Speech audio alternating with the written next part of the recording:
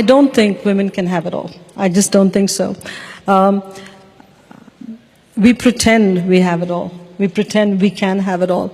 My husband and I married for 34 years, and we have 2 daughters. And every day you have to make a decision on whether you are going to be a wife or a mother. In fact, many times during the day, you have to make those decisions. And you have to co-opt a lot of people to help you. We co-opted our families to help us. We plan our lives meticulously so we can be decent parents. But if you ask our daughters, I'm not sure they will say that I've been a good mom. I'm not sure. And I try all kinds of coping mechanisms. I mean, I'll tell you a story that happened when my daughter went to Catholic school, Convent of Sacred Heart. And every Wednesday morning, they have class coffee with mothers. Class coffee with mothers for a working woman. How is it going to work? How am I going to take off 9 o'clock on Wednesday mornings to go for a class coffee? So I miss most class coffees.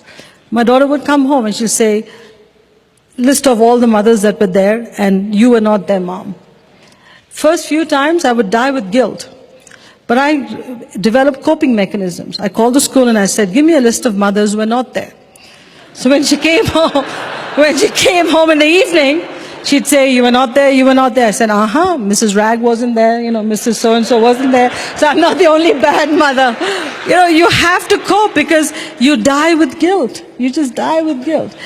My observation, David, is that the biological clock and the career clock are in total conflict with each other. Total, complete conflict. When you have to have kids, you have to build your career. Just as you're rising to middle management, your kids need you because they're teenagers, they need you for the teenage years. And that's the time your husband becomes a teenager too. So he needs you. Sorry. They need you too. So what do? And as you grow even more, your parents need you because they're aging. So we're screwed. I mean, we cannot have it all. But you know what? Coping mechanisms. Train people at work. Train your family to be your extended family. When I'm in PepsiCo, I travel a lot, and when my kids were tiny, especially my second one, we had strict rules on playing Nintendo. She'd call the office. She didn't care whether I was in China or Japan or India, wherever. She'd call the office. The receptionist would pick up the phone. Can I speak to my mommy? Everybody knows if somebody says, can I speak to mommy, it's my daughter. So she'd say, yes, Tara, what can I do for you? I want to play Nintendo. And the receptionist has a set of questions. Have you finished your homework? You see, I say this because that's what it takes. She goes through the questions and she says, okay, you can play Nintendo half an hour. But she leaves me a message. Tara called at 5. This is what the sequence of questions I went through. I've given her permission. So it's seamless parenting.